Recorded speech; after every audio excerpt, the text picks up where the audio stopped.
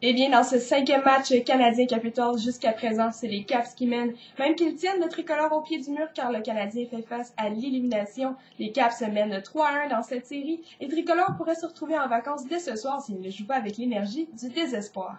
Eh bien, la formation de Jacques Martin reste inchangée, excepté qu'on met Yaroslav Halak devant la cage du tricolore. Et en première période, eh bien, c'est le Canadien qui obtiendra les meilleures occasions de marquer, même que c'est le tricolore qui donne le ton à ce match.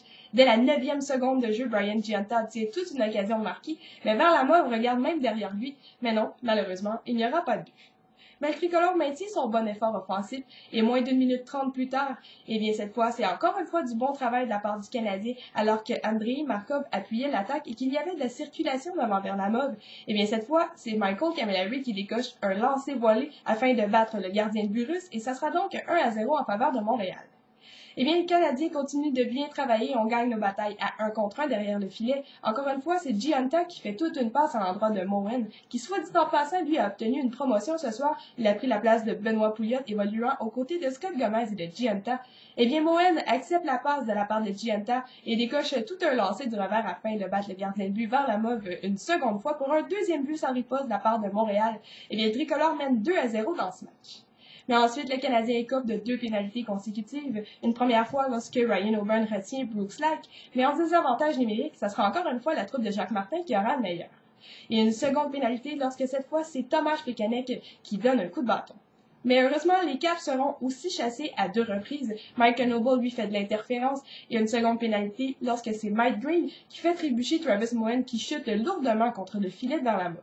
Et à la toute fin de cet engagement, Josh Georges commet une erreur en envoyant le disque chez les spectateurs et est puni pour ce geste, mais le Canadien s'en sort encore une fois avec un homme en moins dans la mêlée.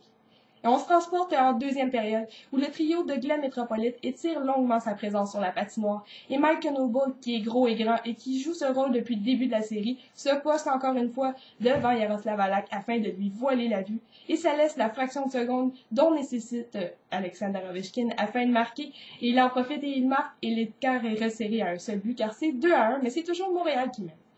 Et bien ensuite, il y a Maxime Lapierre qui reçoit un coup de bâton derrière la jambe de la part de Joe Corvo. Ça sera donc un avantage numérique pour Montréal. Et à son tour, le Canadien va être chassé pour coup de bâton. Cette fois, c'est Dominic Moore qui est envoyé au cachot. Mais le CH, en désavantage numérique, se distingue pour son brio. Il travaille très bien, même qu'il amène les Caps à se compromettre en zone offensive. Et Eric Furr est pris en défaut pour savoir bousculer derrière le filet d'Halak. Et ça sera donc un 5e avantage numérique lorsque cette fois on envoie un coup de bâton au visage de Josh Georges, c'est Niklas Backstrom qui est envoyé au cachot, mais le Canadien ne profite pas de son occasion et on se transporte maintenant en 3e période. Et vous savez qu'on a réduit considérablement le temps de glace de Benoît Pouliot et lorsque ce dernier est de retour sur la patinoire, il écope d'une bien mauvaise pénalité et donne un 5e avantage numérique aux Capitals, mais cette fois c'est Yaroslav Halak qui est vraiment brillant devant sa cage faisant tout un arrêt à l'endroit d'Alexander Semin.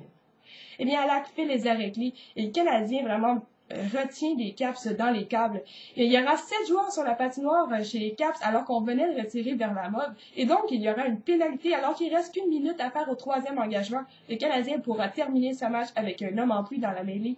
Et même que le tricolore va tenir bon et va l'emporter 2-1 pour remonter dans cette série 3-2. Mais les Canadiens, il y aura un 6e match à Montréal. Les fans vont être en folie. Et le prochain match sera lundi soir et ce sera notre prochain rendez-vous.